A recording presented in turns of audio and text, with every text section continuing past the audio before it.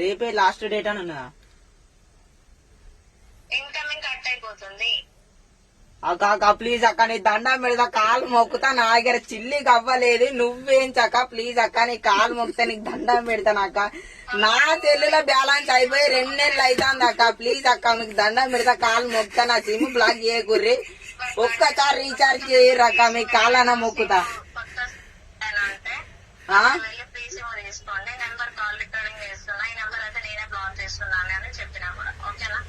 Black చేయకుర్రి అక్క, నీ కాలు మొక్కుతా, నీ దండం పెడతా, నీ భాషణ అయితే అక్క. నాకైతే రీఛార్జ్ చేయక్క ప్లీజ్ అక్క. అక్క ఇట్లా చేయకుర్రి అక్క, మీకు న్యాయం ఉంటదా అక్క? హలో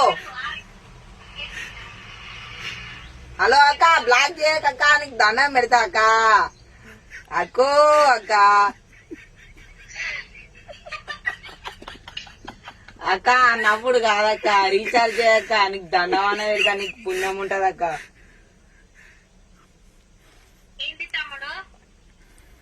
అక్క సిమ్ బ్లాక్ చేయకుర్రి అక్క, రీఛార్జ్ అయిపోయినాయి, రీఛార్జ్ చేయరు.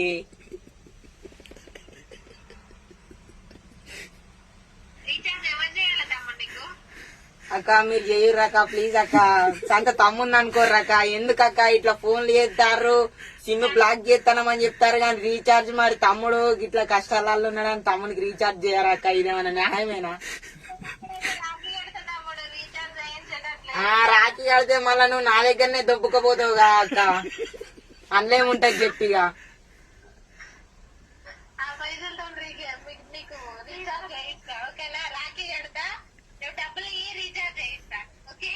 నేనే బుచ్చే బతుకుతానక్క, నీకేడ డబ్బులు ఇయ్యాలక్క, నాకు రీఛార్జ్ చేయక్క. ఇది ఏందక్క టార్చరు?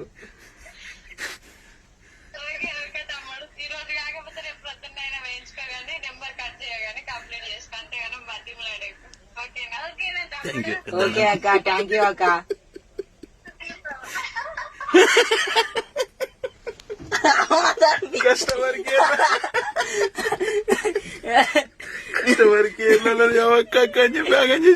మెల్లమెల్ల డీల్ చేయాలి మరి. సిమ్ బ్లాక్ చేస్తే దగ్గర 5-6 నెలలు అవుతుంది, చిల్లి గవ్వ కూడా లేవు, బ్యాలెన్స్ కూడా మేస్తలేము.